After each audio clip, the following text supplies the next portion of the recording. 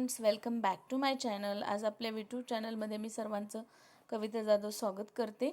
आजचा आपला जो प्रिव्हियस व्हिडिओ मी अपलोड केला होता हिस्ट्री ऑफ नॉवेल, त्यामधला हा दुसरा पार्ट आहे. Now we will discuss the concept. What is the novella, what are the elements of novella, what is theme, what is plot, character, setting, conflict and language. You have a separate questions on these concepts for 2 marks. 2 मार्कासाठी या टर्म्सवरती तुम्हाला प्रश्न येतात. So what is a novella? Novella, the word originated from the Italian word novelle. Novelle या Italian शब्दापासून novella हा शब्द तयार झाला आहे. मागच्या वर्षीच्या पण प्रश्नपत्रिकेत जर तुम्ही पाहिलं तर नॉवेला हा शब्द कोणत्या भाषेतून घेण्यात आला आहे, डॅश असं तुम्हाला विचारलं होतं. So it is a type of prose fiction which is shorter than a full length novel and larger than a short story. What is a novella? Novella हा shorter than the full length novel, एखाद्या full length अशा मोठ्या नॉवेलपेक्षा लहान, and longer than a short story, आणि एखाद्या short स्टोरीपेक्षा मोठा जो लिटररी फॉर्म असतो त्याला नॉवेल असं म्हटलं जातं. What? Which is shorter than a full length novel and longer than the short stories. It is well structured, its short narrative, often satiric to realistic in tone. It usually focuses on one incident or issue with one or two main characters and take place at single tradition. Okay. For example, what are the novellas? If we see, जर नॉवेलाची आपण जर उदाहरणं पाहिली तर the heart of darkness written by Joseph Conrad. Joseph कॉन्रॅडचं the heart of darkness अतिशय famous novel आहे. The turn of the screw by Henry James. Billy Bird by Herman Melville, Death in Venice by Thomas Mann, Seize the Day by Saul Bellow, and Pearl by the Jane Steinbeck. These are the famous example of novella. Now let's come towards the elements of novel or the novella. What are the elements? The घटक काय आहेत नॉवेलाचे महत्त्वाचे? There are 6 essential elements of novella. नॉवेलाचे 6 घटक अतिशय महत्त्वाचे आहेत. All these factors may be related to one another in the work by an author. For example, let's see the first element, theme. पहिला जर घटक बघितला नॉवेलचा तर theme is the central idea in the novel which can be express in a nutshell. It is a philosophical statement or a truth which writer has put forth through the narration of the series of events in story, character, acting in particular setting. What is the theme? Theme is the central idea of the novel. एखाद्या नॉवेलची central idea किंवा मुख्य घटक किंवा जी story line किंवा theme ज्याला आपण म्हणतो. Okay, तर त्याला काय म्हटलं जातं? थीम हा महत्त्वाचा 6 मधला एक महत्त्वाचा घटक मानला जातो. थोडक्यात व्यक्त होऊ शकणारी एक मध्यवर्ती संकल्पना म्हणजे थीम आपण त्याला म्हणतो. त्यानंतर आहे प्लॉटला मराठीमध्ये आपण कथानक असं म्हणतो. प्लॉट हा मुख्यत्वे विषयाला आकारणी देण्याचा, एखादी कथा किंवा मालिका असेल आणि त्यांच्या पात्रांच्या अंतर्गत मनातील बाह्य विचार, अंतर्गत विचार असे त्याला एक सिम्पल प्लॉट असू शकतो आणि दुसरे कॉम्प्लेक्स प्लॉट पण असू शकतात. So plot is essential the story or the course of events that make up the theme. थीमला मेकअप करण्याचं कथानक जे असतं त्याला प्लॉट आपण म्हणतो. It is created by the conflict either internal or the external. Okay. After the plot there is another very important element is that character. Characterization is related to the plot as the course of events take place because of the certain behavior of the characters. तर पात्रांच्या विशिष्ट वर्तनांमुळे घटनांची मालिका घडत जाते. म्हणजे समजा एखाद्या नॉवेलचं जर आपण उदाहरण घेतलं तर त्या नॉवेलमध्ये घडणाऱ्या घटना, एक घटना दुसरी घटना, अशा नायक नायिका, नायिकेच्या घराकडचे सीन, हिरोच्या घरातली सीन, हिरोईनच्या घरात सीन, अशा पूर्ण एक म्हणून काय एक चेन बनते कॅरेक्टर्सच्या. तर हिरो जो असतो त्याला प्रोटॅगनिस्ट असं म्हटलं जातं आणि जो विलन आहे खलनायक त्याला अँटेगॉनिस्ट असं म्हटलं जातं. Okay. So this description of character can range from the thumbnail sketch to depth. Wordly, highly detailed verbal sketch. The important character may have described in the every aspect.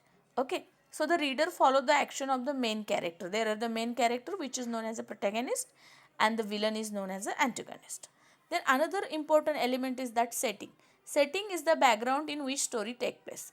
There are several aspects of the setting. It include place, period, time, climate or the weather and lifestyle.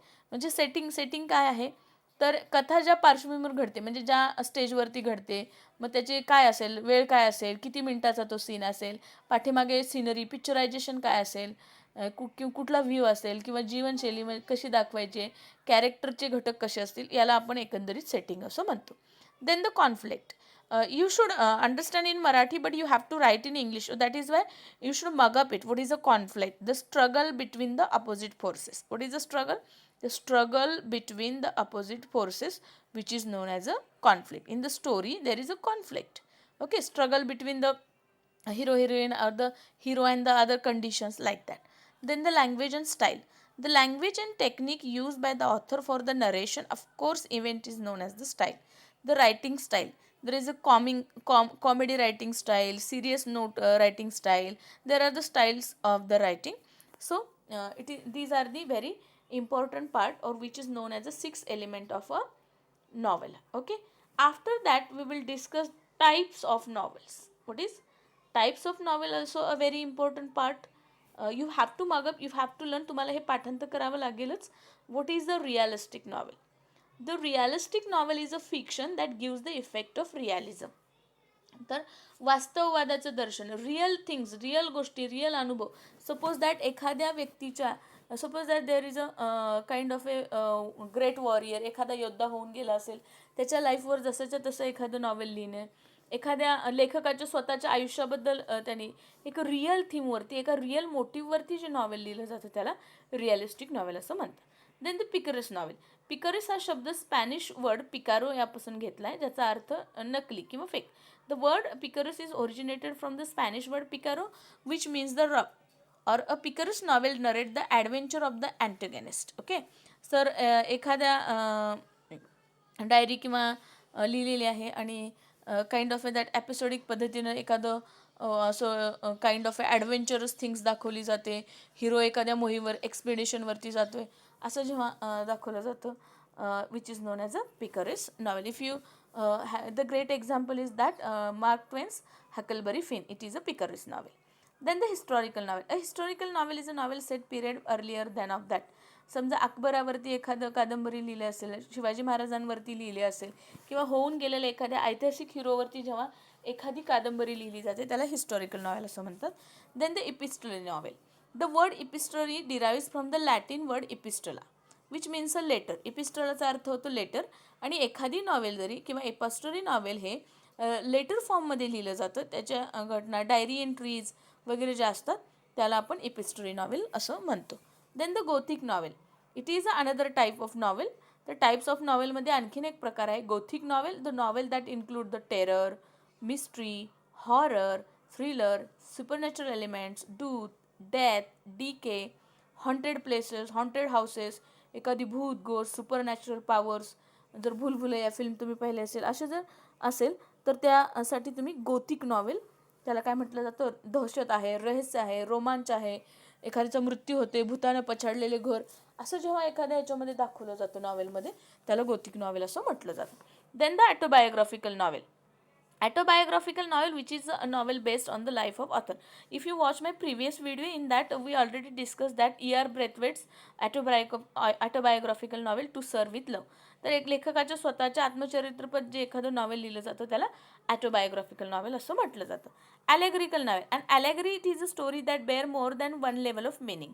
The surface meaning is different and the other symbolic meaning is different. If you see the allegorical novel, there is a very famous novel of Oscar Wilde, Animal Farm. तर animal form नावाचं, कारण ॲक्च्युअलमध्ये त्यामध्ये स्टॅलिन, नेपोलियनच्या काळातील प्राण्यांचं वर्णन केलेलं आहे, परंतु ॲक्च्युअल पॉलिटिक्सवरती त्याच्यातून सटायर केलेलं आहे. त्याला आपण काय म्हणतो, ॲलेगरिकल नॉवेल. म्हणजे एक दाखवायचं त्यांना सध्या चाललेल्या पॉलिटिक्सबद्दल दाखवायचं असतं, पण दुसऱ्या कॅरेक्टरला इमॅजिन करून त्याला दाखवलं जातं, सिम्बॉलिकल मिनिंग दाखवलं जातं. Then utopian and dystopian novel. Utopia is an imaginary community or society possessing the ideal qualities. It is common literary theme, especially its science fiction or supernatural or the specular fiction. Now what is the utopian and dystopian? Utopian and dystopian, these are the two types of. Okay, utopia एक आदर्श गुणधर्म असले, म्हणजे एक kind of A ideal village, ideal place, सगळ्या गोष्टी चांगल्या होत आहेत. And dystopian novel, it is a kind of A literary theme, especially in science fiction we can find out that. Then the psychological novel. What is a psychological novel? Psychological novel, ज्यालाच आपण मानसशास्त्रीय कादंबरी म्हणू मराठीमध्ये. Work of fiction that treat the internal life of protagonist. लेखकाच्या मनामध्ये चाललेला उहापोह, की लेखकाच्या मनामध्ये अंतर्गत जीवन आणि बाह्य जीवन याचे लिहिलेलं किंवा या बेसवर लिहिलेलं एखादं नॉवेल एक्सटर्नल आणि इंटरनल फॅक्टरला दाखवतं, त्याला सायकोलॉजिकल नॉवेल असं आपण म्हणतो. Then stream of consciousness. Stream of consciousness, it is a very famous type of a novel, which is a phrase coined by the William James in his famous book Principles of Psychology in 1890, but the real practice by the that famous writer Virginia Woolf. Then in the plot or in the sequence of their occurrence, the novelist narrate them as they enter the mind of character. तर तुमच्या 12वीच्या टेक्स्टबुकमध्ये जर तुम्ही new dress जरी बघितलं Virginia वुल्फचा new dress हा lesson, तर तो stream of कॉन्शियसनेसचा example आहे. न्यू ड्रेसमध्ये त्या जी हिरोईन आहे किंवा त्याच्यामध्ये जी हिरोईन दाखवलेली आहे, तर तिच्या मनामध्ये येणारे विचार सायकोलॉजिकली जे डिस्क्रिप्शन केलेलं आहे त्याला आपण काय म्हणतो, ते क्रमानुसार लावले. लेखकांच्या मनात जे येतील, पात्रांच्या कॅरेक्टरच्या मनामध्ये जे येईल त्याला म्हणायचं stream of consciousness. Then the bildungsroman. The German word bildungsroman that indicate the growth, the fiction biography or autobiography. It is concerned with the growth of the protagonist's mind. Okay, so this is how the building roman. In the first of the 20th century, pulp magazines are became popular. After that there is the science fiction. It is also another genre, that time machine. मेरी शेलीचं जर फ्रँकेनस्टाईन असेल, ज्यामध्ये दुसऱ्या एका पास्टमध्ये जाता येतं, फ्युचरमध्ये जाता येतं, किंवा तुम्हाला ग्रहावरती जाता येतं, एलियन येतो, अशा जेव्हा सायंटिफिक थिंग्स दाखवल्या जातात त्यांना सायन्स फिक्शन असं म्हटलं जातं. This is how we discuss about the types of novel. If you really like it, then like my video, subscribe my channel, and thank you.